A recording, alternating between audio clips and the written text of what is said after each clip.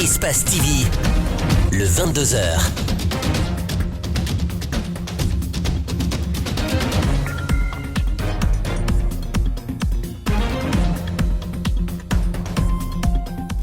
Bonsoir téléspectateurs d'Espace TV, vous faites bien de nous choisir pour vous informer.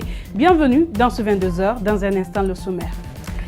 504 000 €, c'est ce que réclame Souleymane Changuelba à l'État guinéen pour le préjudice économique subi dû à sa condamnation dans l'affaire Koula. Il dit avoir perdu une importante opportunité d'emploi à la BAD. Le responsable de communication à l'époque de l'assassinat du journaliste dénonce un jugement inéquitable lors de ce procès. La Cour de justice de la CEDEAO a jugé sa requête recevable.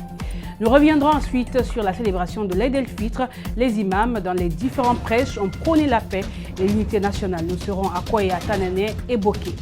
La Confédération africaine de football a décidé d'augmenter le nombre de participants de certains pays en Ligue des champions et en Coupe de la CAF.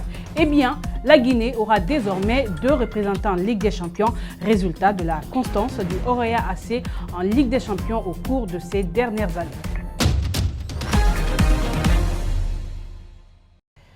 Bienvenue à tous. D'abord, manifestation ce mercredi à Fria.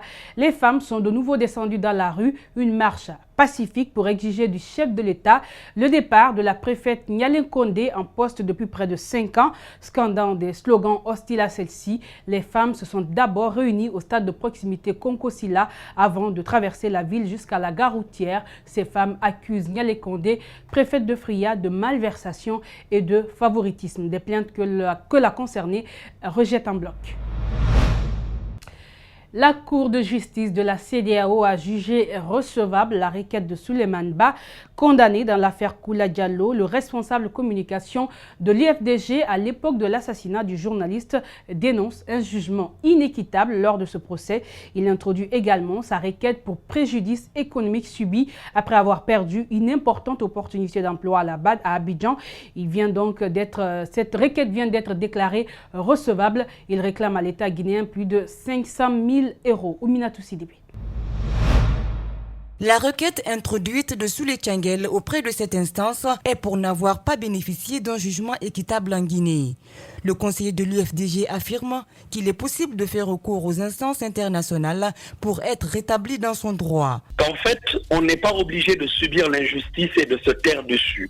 À partir du moment où on estime que nous avons été injustement accusés ou condamnés, il y a des instances internationales ou sous-régionales auxquelles on peut faire appel pour qu'on soit rétabli dans son droit. Donc la première chose, c'est une question de pédagogie. Parce que très souvent dans notre pays, les gens subissent les injustices et ils restent comme ils sont et ne font rien parce qu'ils sont dans une logique de fatalisme. Et ça, personnellement, c'est quelque chose que je ne peux pas accepter.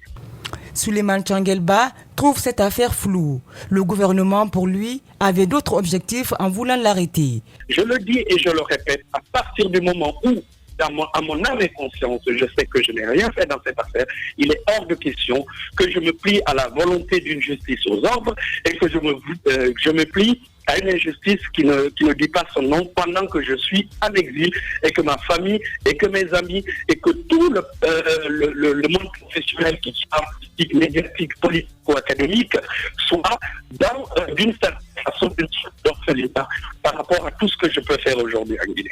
Dans cette contre-attaque, l'expert en communication et son avocat demandent 504 000 € à l'État pour préjudice économique subi. Je travaillais pour les organisations internationales quand j'étais en Guinée. J'étais en train de bosser pour les institutions des Nations Unies quand j'étais à Conakry. Donc ça aussi, ces documents existent. Du jour au lendemain, j'ai dû arrêter mon travail. C'est le 30 mai dernier que cette requête introductive d'instance a été déposée par Souleymane Ba, alias Tchangel, à la CEDEAO par l'entremise de son avocat.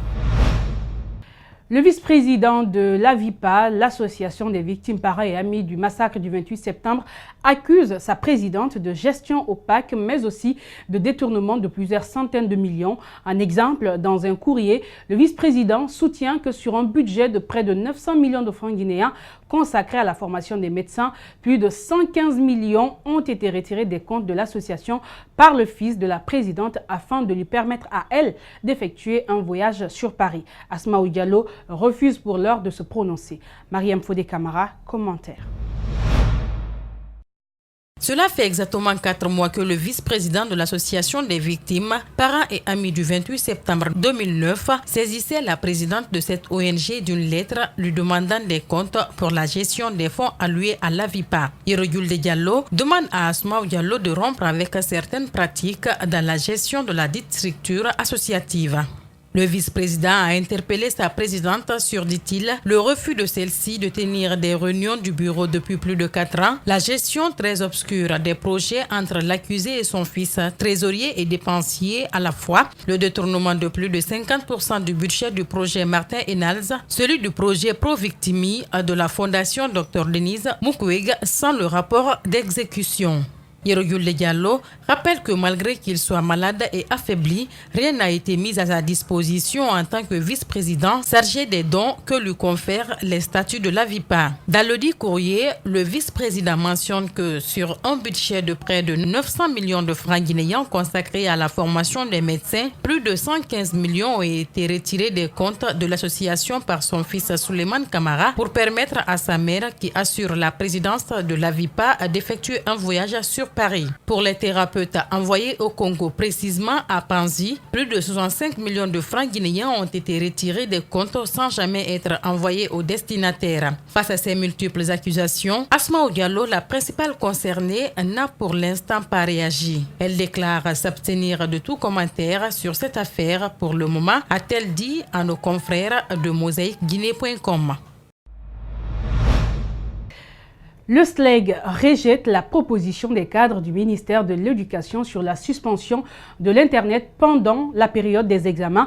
Il propose plutôt des surveillants qualifiés et l'interdiction du téléphone à 1 kilomètre des écoles. Mohamed Bangoura a par ailleurs salué la décision du ministère sur la suspension des internats pour l'année scolaire 2019. Alcieni Bari, Djibril Kabak Kamara.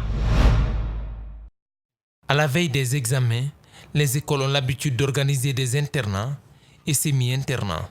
En ce qui concerne les internats, le ministère de l'Éducation a réitéré sa ferme détermination de les interdire. Le SLEG va plus loin et sollicite la suspension des semi-internats organisés dans la plupart des écoles privées. Pour lui, ce type de préparation engendre de graves conséquences dans la formation des élèves.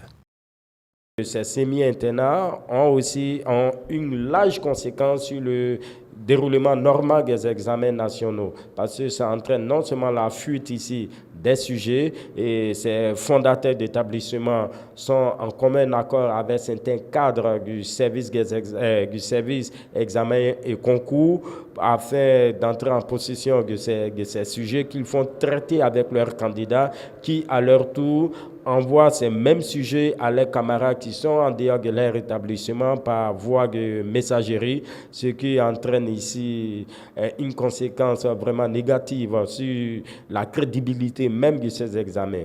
L'autre sujet qui fait polémique est la proposition de suspension des réseaux sociaux pendant les examens. Le SLEG condamne et propose plutôt l'interdiction des téléphones à 1 kilomètre des centres d'évaluation et de permettre aux enseignants du lycée de surveiller l'examen d'entrée en 7e et les maîtres et maîtresses du primaire, le BPC et le bac. Les surveillants ne doivent pas se déplacer avec les téléphones.